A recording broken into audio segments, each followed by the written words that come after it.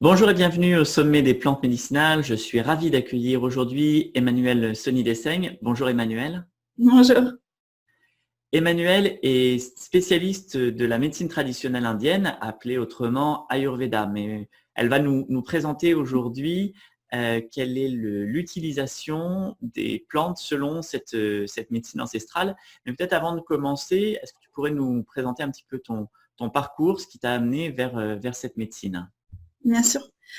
En fait, fondamentalement, c'est notre rapport avec le vivant, notre rapport avec la nature, m'a questionnée vraiment depuis toute petite. Et puis, j'ai suivi finalement un parcours qui m'a fait devenir ingénieure à Montréal.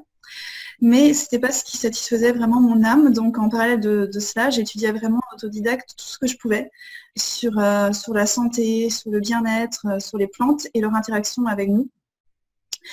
Et j'expérimentais évidemment finalement sur moi-même à peu près toutes les choses qui nous sont proposées aujourd'hui, donc différents protocoles, différentes démarches, différents régimes, différentes choses, des plantes justement, des compléments alimentaires. Et j'essayais vraiment de trouver du sens là-dedans, parce qu'il y a beaucoup d'informations qui sont chaotiques, qui sont arbitraires et qui sont contradictoires aujourd'hui. Donc j'essayais vraiment de trouver de la cohérence là-dedans. Et finalement, n'arrivant pas à trouver vraiment quelque chose qui me convienne ou qui me satisfasse, je me suis tournée plutôt vers les médecines ancestrales. Donc ça a commencé par la médecine traditionnelle chinoise. J'étais suivie par un praticien là-bas, j'expérimentais vraiment ça, je lisais beaucoup aussi. Et puis j'ai commencé à prendre aussi des cours d'Ayurveda, donc à Montréal, à l'Académie québécoise d'Ayurveda. Et puis, j'ai décidé finalement qu'on ne peut parler que de ce qu'on a vraiment expérimenté, donc qu'il me fallait partir en Inde pour aller vivre cela, pour aller vivre cette médecine et aller vraiment à la rencontre de la façon qu'ils ont de fonctionner, de soigner, qui est finalement toute une autre approche qui est remplie de sagesse aussi.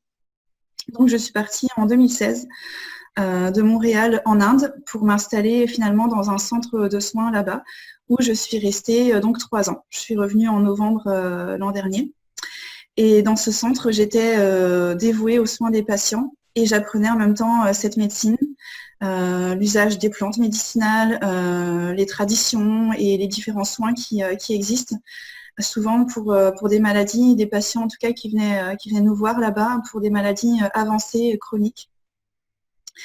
Et c'est ça. Donc depuis, moi, je suis revenue pour partir un projet qui s'appelle l'Amour médecin, qui a pour visée de regrouper différents thérapeutes de différents horizons, de différents champs d'expertise de par le monde, pour voir comment on peut déployer une médecine intégrative, retrouver du sens dans une médecine qui, je trouve, n'en a plus vraiment.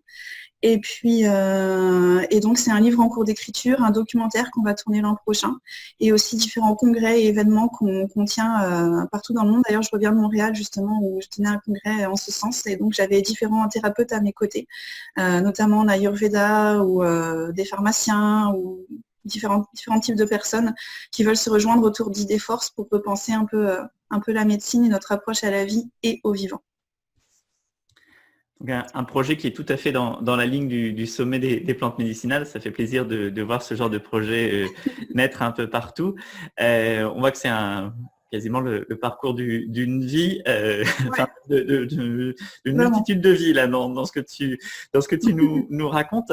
Est-ce que tu pourrais nous présenter peut-être en quelques lignes, parce que l'Ayurveda est alors à la fois connu et méconnu. Voilà, on a cette vision-là de la médecine indienne, on voit des gens près du Gange, on sent des odeurs épicées et puis des saris de couleurs.